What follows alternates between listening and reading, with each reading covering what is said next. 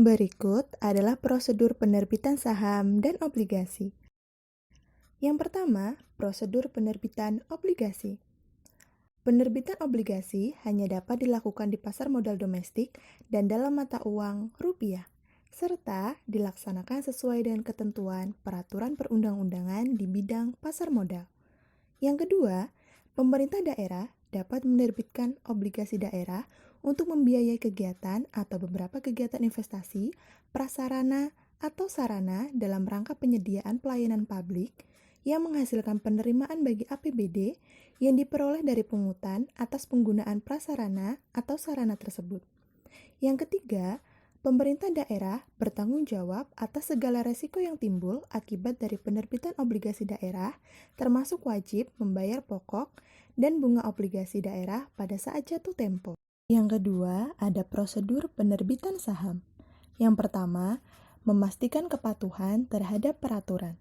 Perusahaan harus memastikan memenuhi persyaratan untuk menjadi perusahaan publik dan terbuka yang ditetapkan oleh Otoritas Jasa Keuangan atau OJK dan Bursa Efek Indonesia atau BI. Yang kedua, menentukan struktur IPO. Perusahaan harus menentukan struktur IPO dan potensi dilusi saham dari pemilik jika menawarkan saham publik.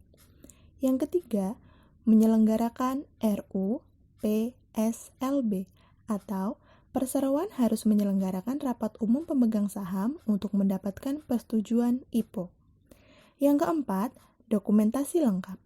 Perusahaan harus memastikan bahwa seluruh dokumen memenuhi persyaratan OJK, BI, dan Kustodian Sentral Efek Indonesia atau KISE.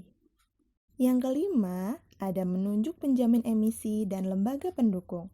Perusahaan harus membentuk tim internal, menunjuk penjamin emisi, dan lembaga pendukung untuk membantu perusahaan mempersiapkan diri untuk go public, mendapatkan persetujuan rapat umum pemegang saham, mengubah anggaran dasar, dan menyiapkan dokumen yang diperlukan untuk disampaikan ke BI, OJK, dan KISE.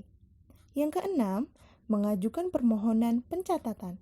Perusahaan harus mengajukan permohonan pencatatan ke BI dan pernyataan pendaftaran serta dokumen pendukungnya kepada OJK. Yang ketujuh, tahap penawaran atau penjualan saham dilakukan di pasar primer. Untuk masa penawaran, sekurang-kurangnya 3 hari kerja. Penawaran atau penjualan saham ini dilakukan oleh penjamin emisi dan harga saham ditentukan oleh penjamin emisi. Harga ini nanti sebagai nilai nominal dari saham. Yang terakhir, ada listing, yaitu setelah permohonan disetujui, maka saham perseroan akan dicatatkan di BI. Di sini mulai penjualan saham di pasar sekunder yaitu transaksi di BI.